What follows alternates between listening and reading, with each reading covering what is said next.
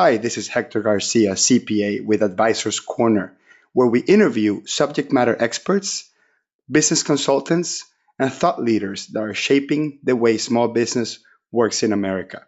Today, we will interview Mike Michalowicz, who's an author. He's got four books. He's also a public speaker. He speaks in several venues, different industries, about the same sort of themes that are in his books and other topics as well. And we'll dive deep into those. And without further ado, let me welcome Mike to the Advisors Corner. Hey, Mike, how are you? Hector, I'm doing well. Thanks so much for having me on your show. No, thanks for coming. It's a total privilege to speak to folks like yourself, and I think we're going to have a lot of fun discussing Mhm. different topics here. So, Mike, I just want to kind of get started with sort of the signature stuff that you do, which is the speaking and the authorship of these four books that you Mhm. have written to date. Can you give us a Reader's Digest version of the four books you've written in chronological order? And kind Sure. of the underlying themes and lessons to be learned from each book. Sure. So it's approaching almost 10 years ago. I released my first book. It was called The Toilet Paper Entrepreneur, and intentionally an edgy book and a different look at entrepreneurship.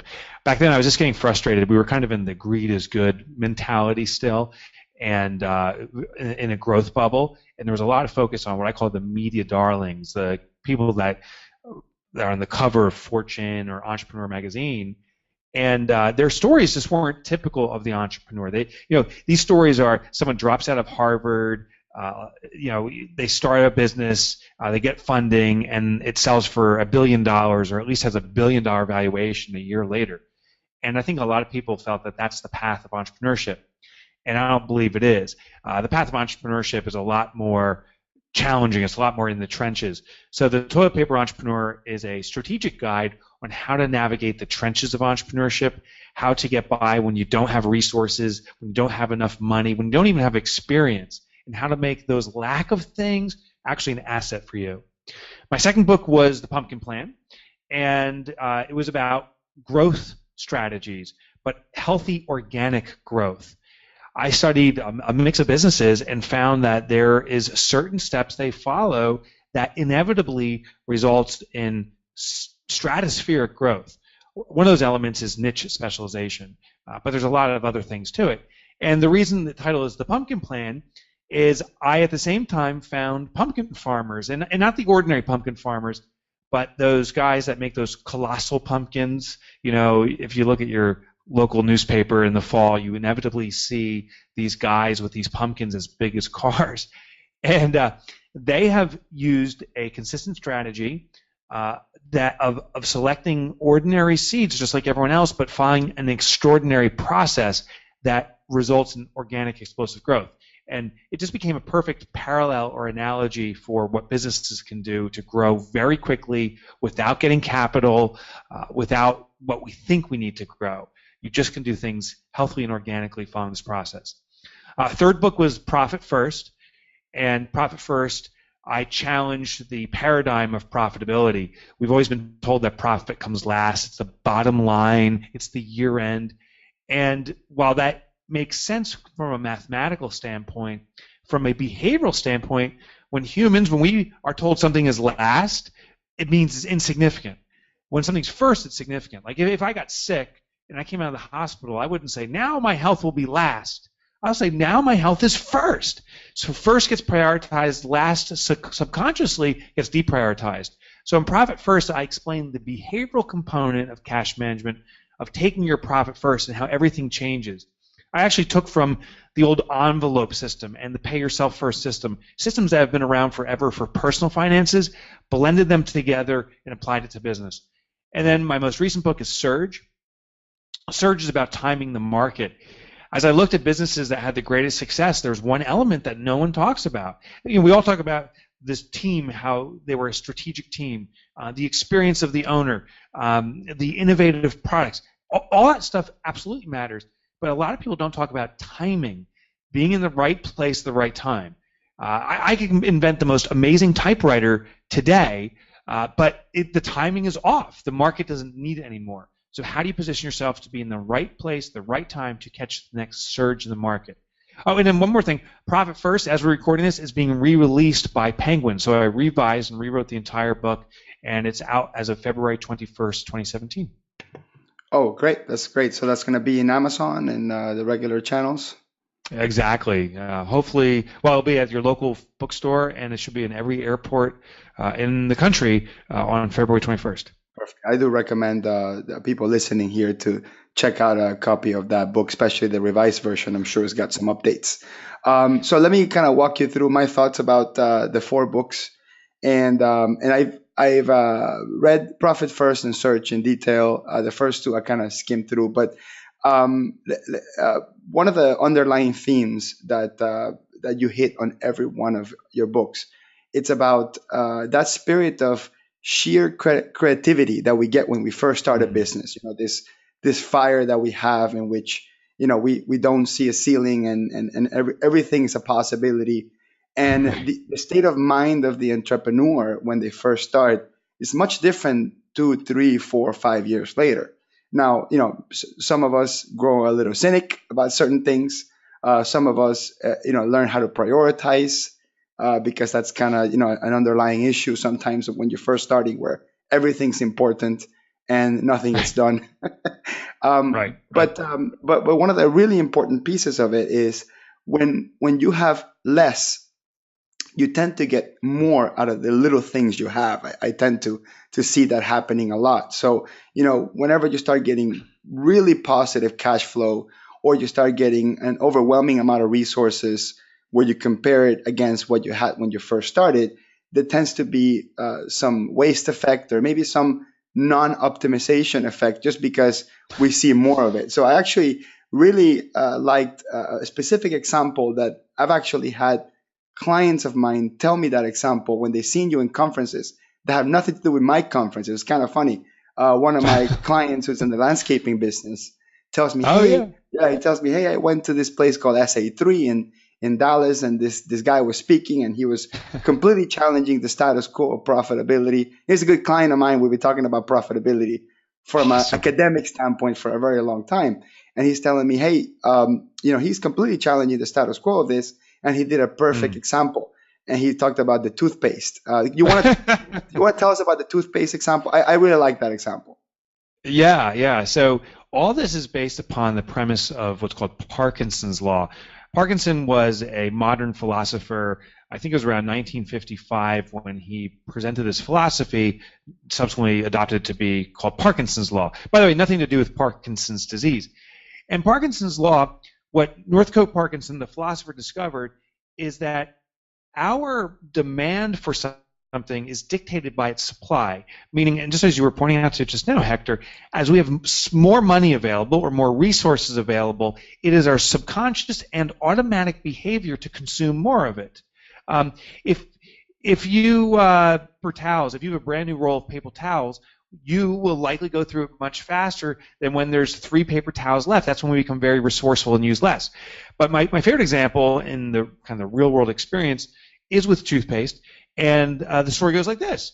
If you are going to brush your teeth this afternoon or this evening, and you go into the bathroom, you pull out your toothbrush, and you pull out a tube of toothpaste, and it's a full tube of toothpaste, well, what we do is we put a long bead of toothpaste on that toothbrush. We turn the faucet on to dampen the toothbrush, and if the toothpaste falls in the sink, it's pretty disgusting. It's in the sink. We'll just flush it down the sink, and we have a brand new tube of toothpaste anyway. We put a new bead on there. But what I explained at that conference at SA3 is that everything changes when that's an empty tube of toothpaste.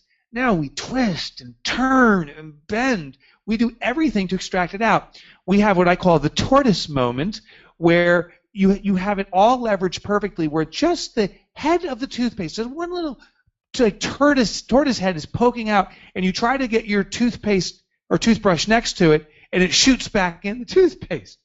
And we go through these antics of insanity until we finally get one little droplet of toothpaste on the toothbrush, and then we brush our teeth. And the lesson's this. And Parkinson's law teaches us this. When there's a full supply, a full tube of toothpaste, we use excessively. We use as much as we want, and we feel comfort in that if it fails, falls in the sink, that we'll find more immediately. But when there's no toothpaste, our behavior changes radically. When we become very frugal, one droplet of toothpaste on one bristle hair is perfect. And we become far more innovative. That's probably the greatest element of Parkinson's law. We twist, we turn, we bend, we bite. Some people cut their toothpaste tube, anything to keep extracting toothpaste. And literally, a brand new tube of toothpaste may maybe last you a few weeks, but an empty tube of toothpaste will last you a few weeks. The lesson that I want to get across with Parkinson's law and how it applies to money is that our behavior is strongly dictated by the supply of money that we see. The more cash in that bank account, the fuller that tube, we will automatically use excessively. But if we intentionally remove the money, hide it from us, and give ourselves less money to work with, we automatically become more frugal. That's the obvious thing. But we also become far more innovative, finding ways to get things done with less money. Yeah, no, sure. I mean, I'm an accountant, so I'm going to tell you kind of the accountant spin of that thing. Yeah. So obviously, Profit First, which is your third book, which is about kind of changing sales minus expenses equals profit, changing the equation. So you think of it like sales minus profit, money that you tuck away, that you save, and then the difference are the expenses. What you're basically saying is that before you spend a dollar, make sure that you as a business owner, as the management group, takes out what they deserve, let's call it that, or what they Sure. or what they should be getting at the end. Therefore, giving yourself a smaller amount of toothpaste left for you to make your expenditures, and somehow forcing you to be both psychologically and creatively innovative in how to spend that money. I mean, all year long, my clients are asking me, Hector, where do I save money here? Where do I spend less money here? And then 2 weeks before the year ends, just as has happened this last 2016, people are calling me and saying, hey, I got all this money in the bank. How do I spend it to get a tax deduction? Right. So it's an interesting concept, Joe. So obviously, as an accountant, I say, yeah, of course, if you need equipment, if you need machinery, if you need assets that you're probably going to purchase during the next year in the first couple of months, go ahead and buy them this year and get the tax deduction. However, if you don't need them, don't go out and spend the money just because it's tax deductible. I mean, some people just go out there and they're like, oh, it's tax deductible. Let me just buy this. And then they buy stuff that they don't need. So and they're only so key. Correct. And the only reason why this happens is because they happen to have the money, right? So because if they had $10 in the bank, they're usually not worried about taxes. Yes. Discerning that's so important. And as I wrote the revised version of Profit First, I put a lot more of the behavioral elements in it. So there's another behavioral element. We talked about Parkinson's law, but there's one called loss aversion. And loss aversion is once we possess something, we'll go to extreme measures to keep it. Like if you buy a new car for yourself, once you possess it, say it's a nice Ferrari, right? On the lot it's beautiful, but when it's in your garage, it is amazing. But the day you don't make a payment and the car company tries to repossess the car, we will go to extreme measures to keep it. We'll drop the insurance. We'll cut the cost. It's okay if it just stays locked up in my garage and I can't use it. I'll get a second job. So all those things we could have done before we made the purchase, but we didn't. It's only once we possess something then, and there's a threat of losing it, that we go to extreme measures. And when it comes to taxes, now that we possess money, right, that money's in the cash account, when we see a threat of losing it, the government's going to take their 30 or 40%, we go into this loss aversion, and we'll go to extreme measures to retain the money. Now the thing is, we'll sometimes do illogical things. That's why I'm so happy your clients are calling you. Without the guidance of a professional, without the guidance of an accountant, we can do some really dumb things, because we'll take measures of spending money unnecessarily, spending $10 to save $3 or $4, and in the heat of the moment, human nature, loss aversion, we justify it, but in retrospect, we buy stuff that just sits there and we never use and so forth. So I love that you're guiding them. Is this something you truly need? That's the first question. Secondly is, are you intending to make this purchase within a near time frame? Those two questions are critical to determining if it's an appropriate purchase now to reduce taxes. Yeah, sure. And then we'll kind of conclude that with the classic Profit First model, which is a 401k. I mean, this is what every single person has access to. They're saying, you are going to need money for retirement anyway. Take that profit first while you're young, while while you're active, while you're productive. Take that profit, that life, let's call it that life profit first, tuck it away. So then when you can't really produce, then you get to enjoy the fruits of your labor. So the 401k is definitely a great example for that. Plus, it's tax deductible. So anyway, Absolutely. all right. So thanks you for that. And then for Search, the fourth book, what is the sort of the underlying theme that we learned from that book? So I got a call, Hector, from some readers, actually one particular reader of my past books, and I'll never forget her words. She said, "I love your books, but," and that's when the kind of the knife goes into my heart and twists when I heard the word "but." She goes, "But no strategy works, including Profit First, if you're not in the right place at the right time." I mean, if you don't have a business that has potential, if it's not generating revenue, let's forget about profitability. We have to be in the right place at the right time to generate revenue. So it's about timing the market. And Joe Woodard, a mutual friend of ours, he's out there speaking a lot about the major shifts going on in the accounting space. Well, there's major shifts going on in all spaces. So in Surge, I teach the method. There's 5 key steps to identifying what's the movement in your client industry. It does start off with a niche. You got to pick out the category you're going to serve so you can investigate it. But then once you figure out what their need is, you need to unify your offering, what you offer to serve that need, while also addressing your own internal purpose or desires. There's a lot of talk about the word pivot out there, pivoting our business. The problem I have with pivot is it's only half the formula. Pivot means adjusting to the customer demand. We have to do that. But unfortunately, I've seen businesses forget their own interests. I've seen people pivot into businesses that they hate. It's not speaking to their passion. So we actually have to do what's called alignment. Move toward where the customer needs, always adjust to the customer's needs, while making sure we're absolutely in alignment with our own needs. Then there's a few more steps in Surge about getting the market to start rallying around you and become your marketing arm. The best marketing in the world has always been, will always be word of mouth. So how do you stoke that fire? How do you get clients speaking about you? And you do it in part through what's called a rally cry, having a mission that is very repeatable, that resonates with certain people. My own company, I started an organization called Profit First Professionals. It's an organization of accountants and bookkeepers, and our rally cry is to eradicate entrepreneurial poverty. That speaks to my heart. This is what I believe I've been put on this planet to do. And for the members who join us, that resonates with them. For other people, it doesn't.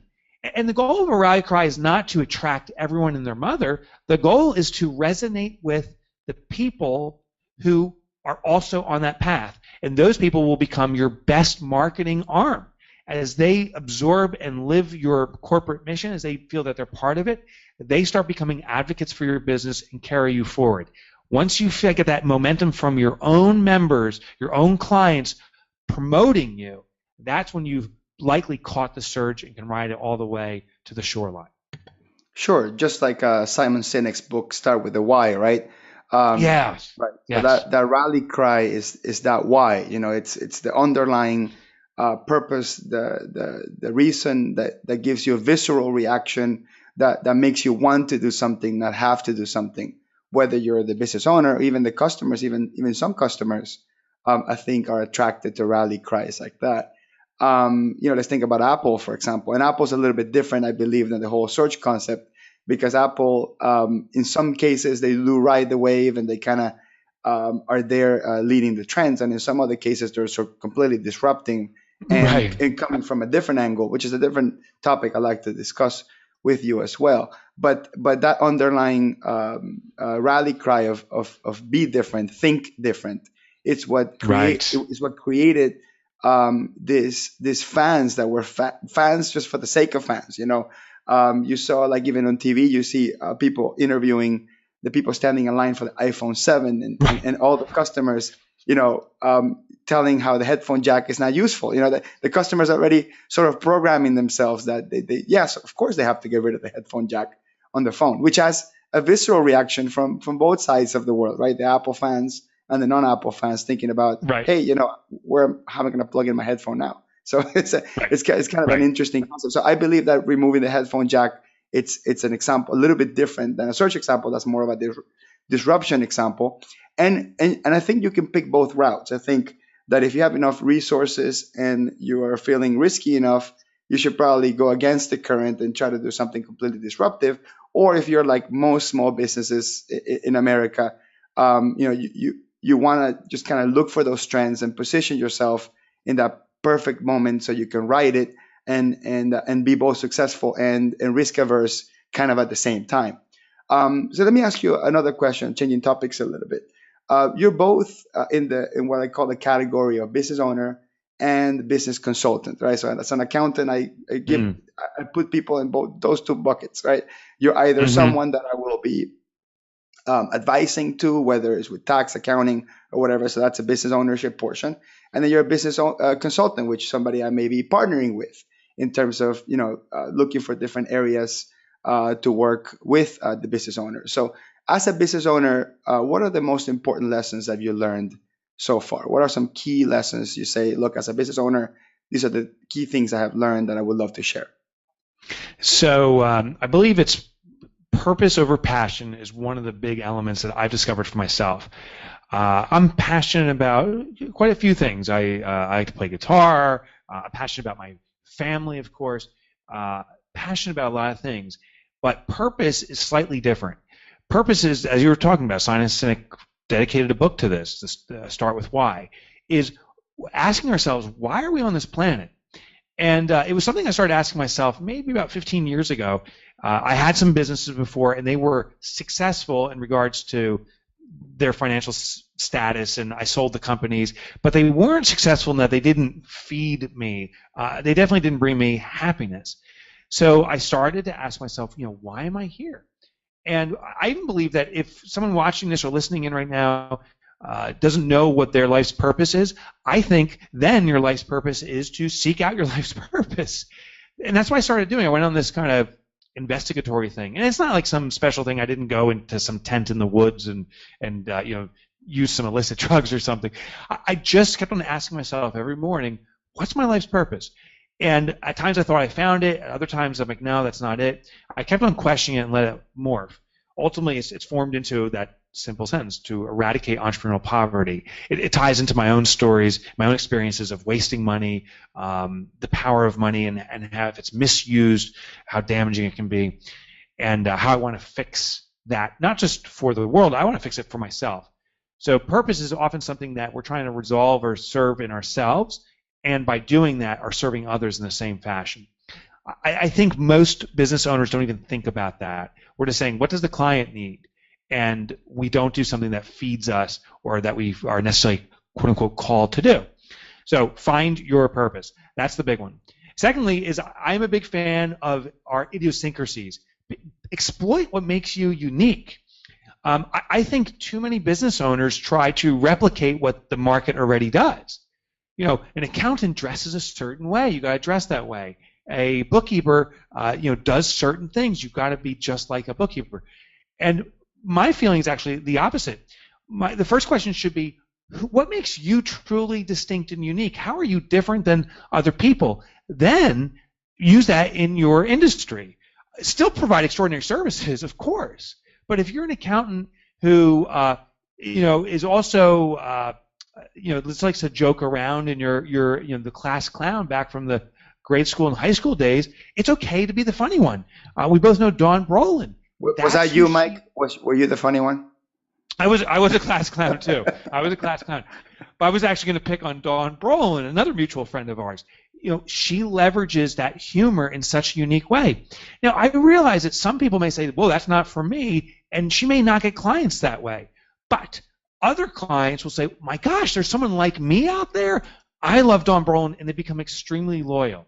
So being truly who you are, your idiosyncrasies, it does polarize certain people, but it brings the most loyal, best clients ever. You will love working with them. And if you think you're going to serve every client on this planet, you're objectively wrong. Most accounting practices, solo practitioners, 50 to 100 active clients in a year, maybe 1,000, maybe 2,000, but there's 125 million businesses out there that can be served. So don't try to placate everyone. Serve who you truly are.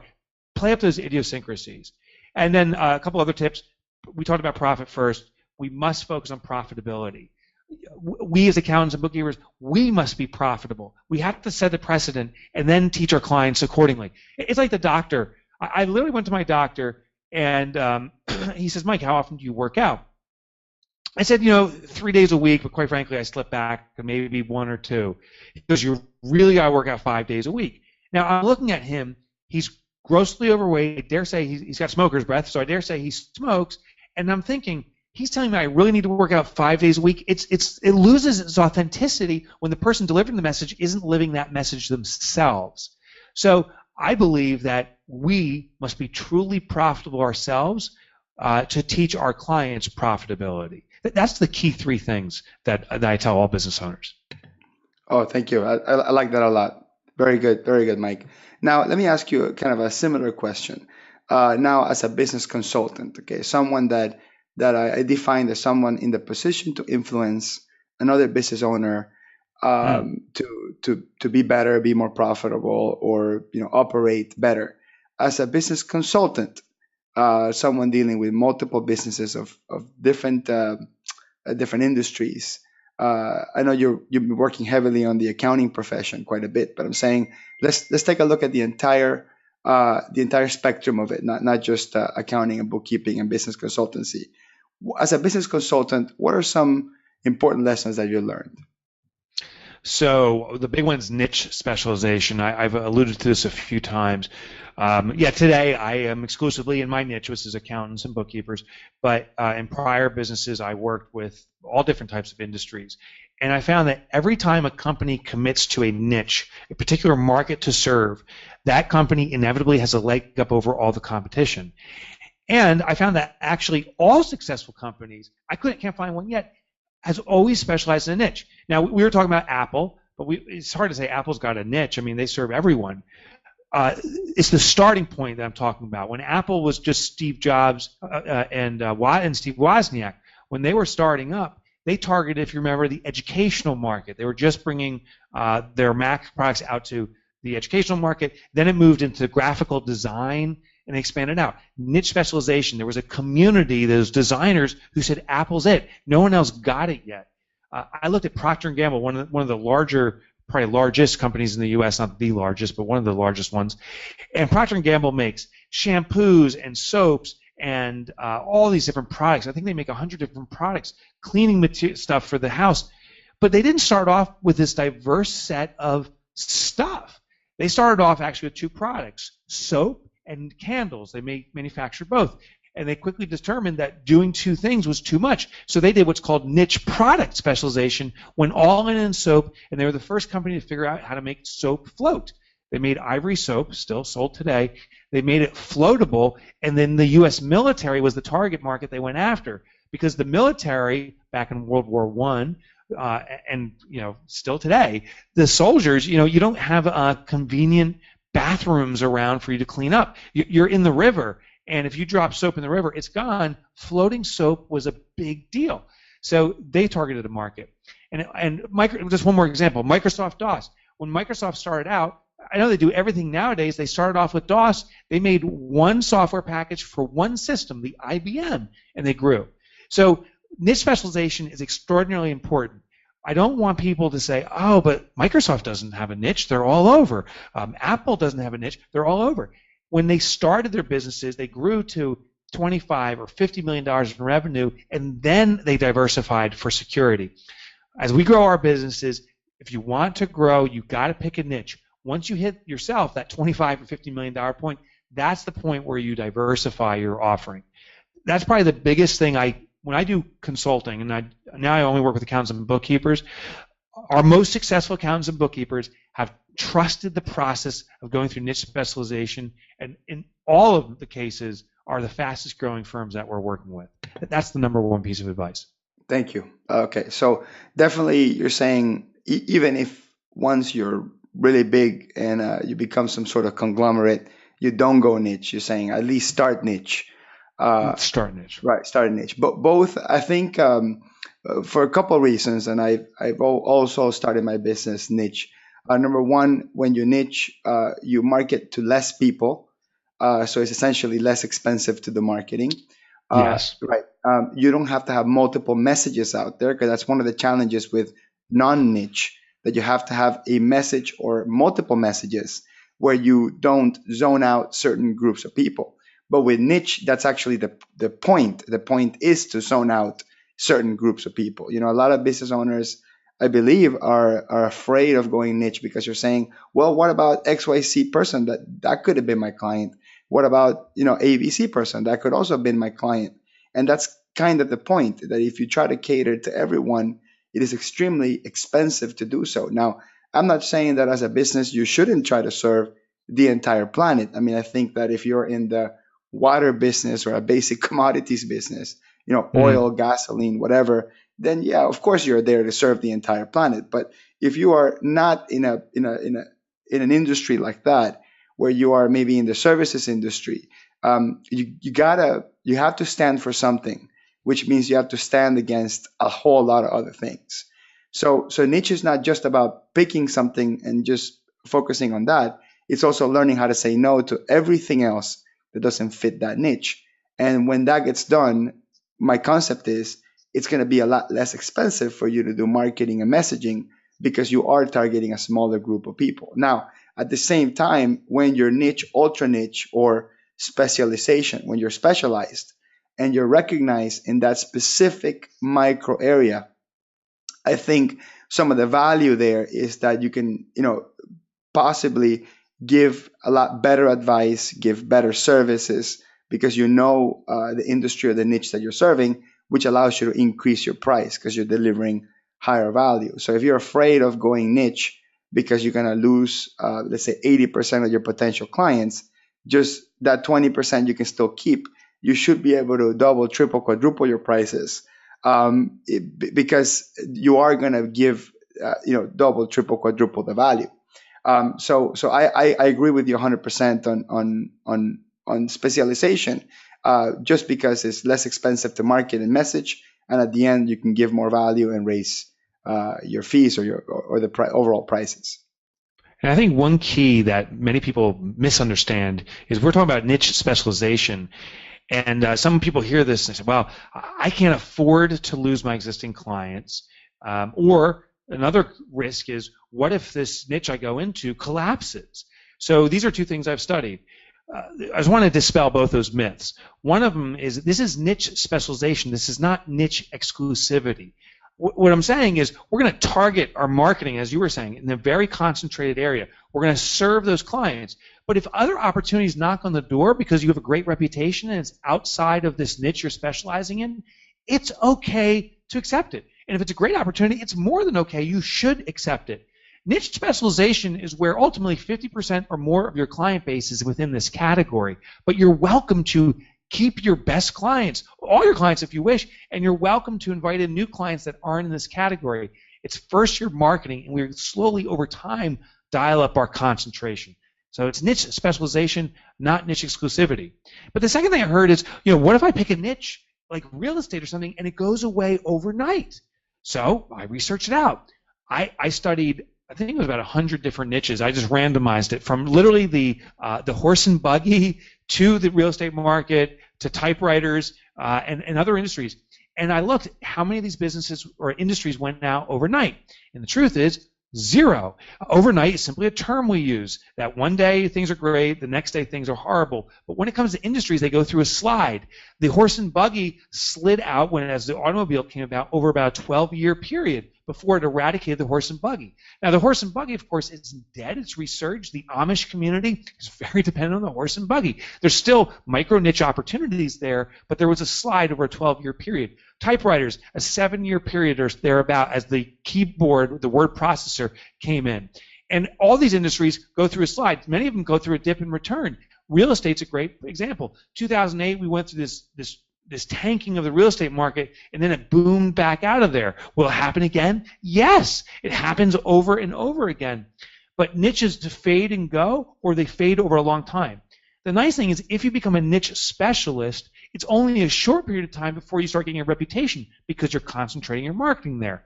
I found it takes 6 months to a year if you commit to this and you keep concentrating your marketing to that one community before you start getting serious traction. So say 12 months to break into a niche, 7 months for a niche to collapse, or 7 years, 7 years for a niche to collapse, you have 6 years to your advantage to find that next niche. So pick a niche, and if by any chance it does start to fade out, you can pick another one and grow there before the one that you're currently in fades away. Sure, and you can also quote unquote hedge the niche, which is basically picking two industries that have that are similar in terms of how you would approach any sort of consulting or business services to, but they would have opposite reaction effect in terms of a crash. So most people, when they're sort of investing in the stock market, gold ends up being Right. their hedge, right? So they'll focus on equities, which are stocks, Fortune 500 stocks, whatever. And then when they think the stock market could crash, they shift some of the money to gold, because gold has the opposite effect. Now, in industry, I've seen a couple of interesting examples. For example, I met someone that does consulting work for authors, right? People like yourself that write books, and video editors, YouTubers. Smart. So you would think, yeah, well, if the book industry completely goes away, well, what's probably going to destroy it, right? It will be the video market, right? Right. And the other way. So I thought this kind of interesting. I mean, they're both authors of content. They're both out there to portray a message.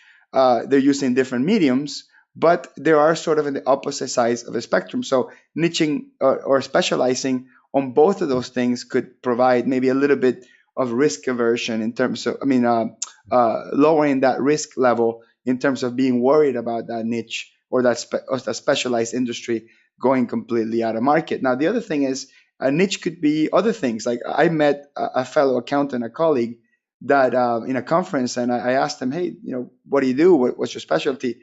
And he said, I only work with partnerships. And I'm like, what, a specific industry? He's like, no. I'm only working with businesses that have at least two unrelated partners.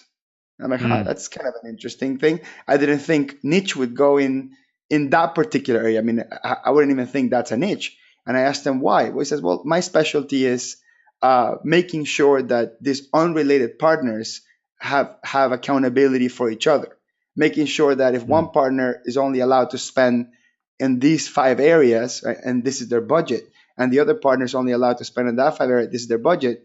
And my job, I spell success whenever I see these partnerships not break up. I've seen way too many businesses with partnerships break up, friendships break up, cousins, whatever, that start a business, and they break up just because they don't have a clear set of rules in terms of what each partner does and how to hold each other accountable. So he's just a regular plain vanilla accountant, but he works with only partnerships. So I'm sure that this person has a lot more insights about the dynamics of business within a partnership, how they have meetings, how they hold each other accountable, how they account for expenditures. There are sort of this quasi-business, quasi-personal stuff that we know, from our industries quite a bit. So I thought that was an interesting take to niche and specialization, not necessarily an industry. This is sort of a business entity form.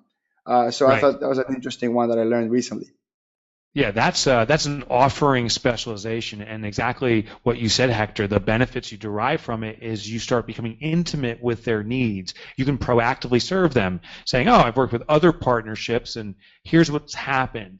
Within a year, you went in 50-50 on the equity. In many cases, partners within a year see that while the equity is split 50-50, the workload is not, and then there's this diversion in how they're being rewarded financially, and that's got to be addressed.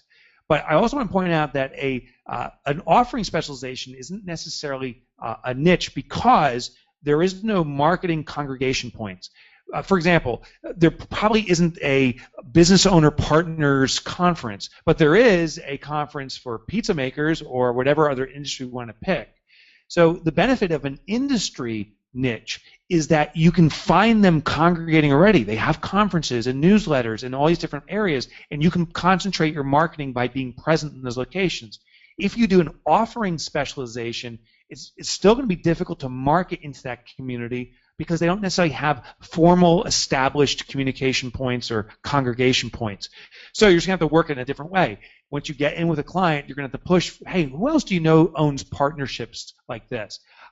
I think the perfect model is where you have an industry market specialization niche, because now you can find out where they're congregating and then introduce a unique offering. I only serve partners in the pizza industry or something, because now you've got the 1-2 punch. You can proactively anticipate the needs they have, which will allow you to dictate a premium, and you can find all those clones of your best clients who are out there, because they're also attending the conferences and reading those magazines and listening to those podcasts specific to that market.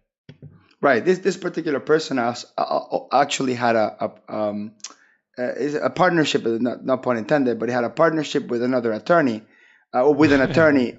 He was basically referring almost every one of their clients to this specific attorney that was an expert on drafting partnership agreements, because he said, look, I'm not going to take you as a client if you don't have a clear partnership agreement drafted by a lawyer and possibly reviewed by the other partner's lawyer, just to make sure that your interests are met in paper. So after he told me after the third or fourth referral, he started sending this attorney every time he set up a new partnership. He said, look, the only accountant I trust for partnership accounting is this guy, is Jeff. So I thought it was kind of interesting, a way to, again, the word partnership, but no pun intended, but to partner with another service provider that could serve the similar market that you can. And I thought that was very clever. Now we're coming up on the top of the hour, Mike, so I know we only have you for a few more minutes. Let me change topics real quick and talk about maybe some of the companies that you've seen in the past, let's say 5 to 10 years, that have been disruptive. This is sort of the new thing that we're about to see in the next 5 to 10 years. We're about to see a lot more disruption, I think. Basically turning status quos and industries upside down. Companies like Airbnb and Uber and TaskRabbit. Airbnb is the largest hotel accommodation company in the world, and they own zero real estate. Uber has the largest fleet of transportation on Earth, and they have zero cars. I'm sure they got some cars in the headquarters, but you know what I mean. They have no fleet. So obviously, so the past 5 to 10 years have been all about disruption.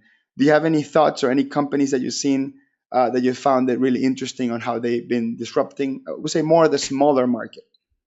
Yeah. So, I'll use names that you are also going to recognize, but I've seen them starting to shift the way we think. So the Amazon Echo, also called the Alexa, right? That's the call name. I got to be careful saying that word, because that's a trigger for mine to kick off right now. It's been funny. I was actually on. It's going to buy stuff from Amazon for you. Right, you can do exactly. So if you are on listening to this podcast right now, and I say the word Alexa, and you have one, I just triggered your machine, so I apologize. But what's powerful is the introduction. Let's do something. Alexa, please purchase all Mike Michalowicz books. That's awesome. Thank you. I'm actually going to start doing that. So that's hysterical. So it's such a disruptive technology. It's in its infant stage. So right now, I think it's still in that kind of, it's a little bit gimmicky. Yeah, I can turn on and off my office lights, but really does it have an impact? But it is moving us to a level of impact that we won't be able to anticipate. Starting your car remotely, actually calling your car to come pick you up through just by saying it to your Alexa.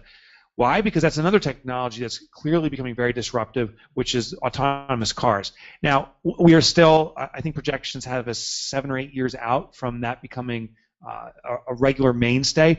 But just watching what Tesla is doing with those autonomous cars is mind-blowing. In fact, my personal friend, his name's Joe Spano, he went out to dinner with one of his friends who has a Tesla, and they were leaving the restaurant, and his friend said, hey, let me get the car. And he said, well, there's no valet here. He said, we don't need valet. And he spoke into his watch or his iPhone, called the car, and the car literally drove up and picked him up. It's able to navigate a parking lot fully by itself. And Tesla, Elon Musk is talking about how you may be in New Jersey, where I live, and your car may be parked in California. It can come and get you. So that's extremely disruptive. I think we're going to enter greater degrees of virtual reality. This is commonplace. We're doing a podcast, but we're also video conferencing at the same time, Hector.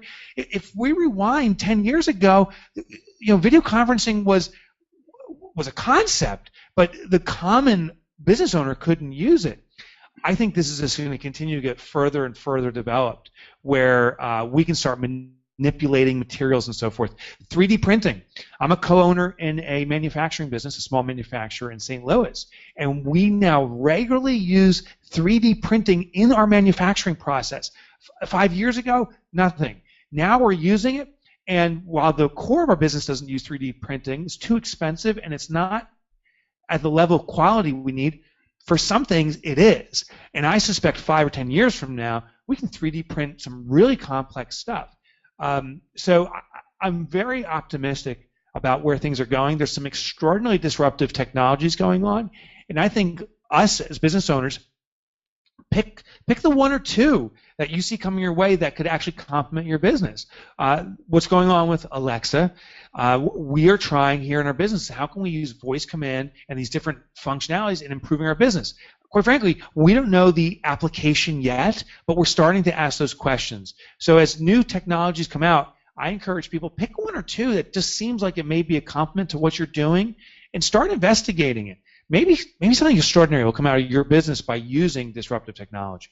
Yeah, no, absolutely. I want to add that disruption it's all around us, and in some cases we may not see it or notice it yet, but it is everywhere in any industry. Like, for example, I don't know if you're a Star Wars fan, Mike.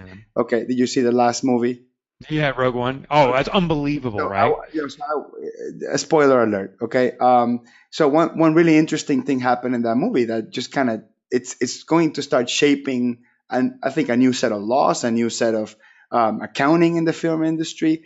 Basically, they took an actor that's been dead for almost 20 years, 20 something years. Yes. 1994, Peter Cunning. And he was like kind of one of the I forget what the name is, but one of the bad guys. Grand Moff Tarkin. Exactly. Well, I guess you are a Star Wars fan. Anyway, so they grabbed him and they took another actor and they CGI'd his face into it. And I was sitting next to my cousin who's a big Star Wars fan too, and I said, "Hey, that guy is CGI, right?" I actually didn't know walking in, but I couldn't. It would be impossible for a guy 30 years later to look exactly the same.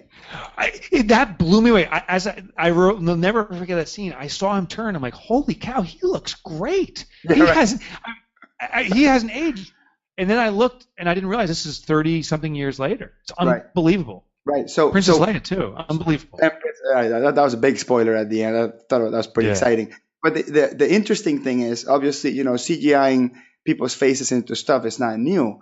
But the interesting thing is, a lot of people didn't even notice.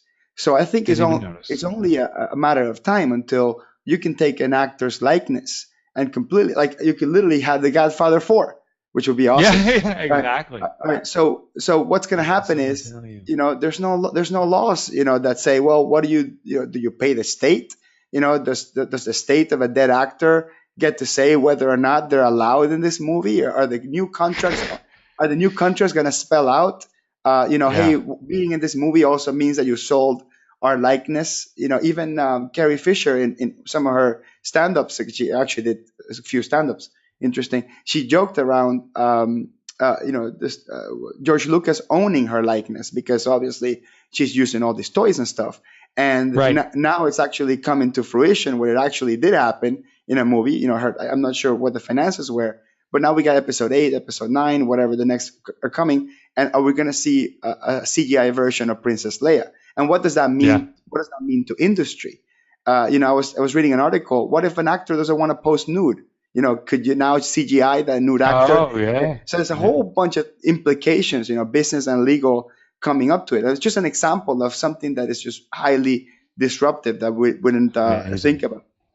Anyway, to end in a good note about disruption, what you said, you were optimistic about it. What are some of the things that you foresee this year, the next coming years, in terms of disruption in the small business and innovation coming out of a small business? Well, here's what I see is a recurring pattern that we've seen forever. And what happens is something new, disruptive comes. The established old way first resists it, then they fight it. First they deny it, then they fight it, and then they ultimately acquiesce. So if we look at the record industry, right? So the CDs and records were replaced by MP3s. Well, first the music industry denies it's going to, MP. Who wants an MP3? You want something physical you can hold with all that great artwork and stuff. Then they fight it. They, lawsuits and all that stuff, and then ultimately they acquiesce and they shift either over to the new format, the MP3, or they go out of business. And we see Uber doing this right now with taxi cab drivers. At first, there was like, whoever wants to drive in someone else's private car, that'll never work. So there was this denial. Then now there's lawsuits and stuff. I live outside Newark Airport, and for the last 2 years, you arrive, you don't know if Uber is going to be there. One day they're not, the next day they are. There's constantly turning on and canceling the service, and now it's becoming they're acquiescing to it. I think we just have to look at the new disruptive technologies that are coming our way, and as they come our way, we have to be willing to accept it. The earlier you accept it, the more likely you're to be successful. So look for whatever technologies are happening in your industry. In the accounting space, there's a lot of talk about the automation and the introduction of AI for all these different software packages. There's one company you probably never even heard of called Hurdler. I went down to Washington, D.C. to study what they're doing. This is a little company that is taking a shot soon at the QuickBooks Connect, so the QuickBooks of the world, and they're going after Xero. They have an innovative AI platform with their intention to wipe out traditional accounting. Now, we have one option. We can deny this stuff is coming, or we can fight it, or we can acquiesce. But the thing is, all three of those things will happen. If you acquiesce and then adjust to it before everyone else, it's a massive opportunity for you. So that's why I'm so optimistic. There's big changes, and this means the little guy, if that's your business, can finally take on the big guy and pull the rug out from under them. You just got to be the first to adopt these changes. Absolutely. Yeah, absolutely. Thank you very much for that. So, Mike, first of all, thank you very much for coming into the podcast. I thought this was a fascinating conversation. I wish we had scheduled maybe 8 hours. Yeah, me too. We could have done a whole bunch of things. So, tell us about your organization, about the two podcasts that you have, and Sure. then if people want to reach you directly or learn about what you do, what would they do? Well, thank you. Thank you for the opportunity to share that. Profit First Professionals is my organization, and we are the how to become consultative. Everyone's saying you need to become consultative as an accountant or bookkeeper. The question is, how do you go about it? We've developed a methodology based upon Profit First, a book I wrote on how accountants can give profit consulting to their clients. So if you're an accountant or bookkeeper, you can go to profitfirstprofessionals.com, click on the Become button, and you can find out all about us and see if it's a fit for you. My podcast, I have two podcasts. One's called the Profit First Podcast. Another one's called Grow My Accounting Practice. Hector, you've been on our show. And we love to study what makes businesses profitable and what makes accounting and bookkeeping practices successful. So Grow My Accounting Practice is dedicated to the accountants and bookkeepers of the world, and Profit First is more for an entrepreneurial mindset around profitability. And the last thing is, if you want to learn about me, my name is Mike Michalowicz. My website goes by the same name. It is the most difficult name to say. I'm sure you'll include in the show notes, but you can also go to MikeMotorbike.com. That's an easy one to spell. It was my high school nickname. But go to MikeMotorbike.com. That'll forward you on to my site. And my books are down there for free download, at least the intro chapters. And there's tons of content. I used to write for the Wall Street Journal. So if you sign up on my website, you get all the articles I wrote for the Wall Street Journal. So that's me. I think if you just Google Profit First, that will work, right? I mean, yeah. Just Google Profit First. Yeah, that's a good starting. Yeah, I'll probably say that's probably the easiest way to do it, because I can't spell your name, so I just type MIC and let the autofill. Yeah. I hear you. I totally hear you. Exactly. Thank you very much. So, Mike, thank you very much for being on the podcast. We hope to have you again at some point in the future, and thank you very much. Have a wonderful day. Thanks, brother.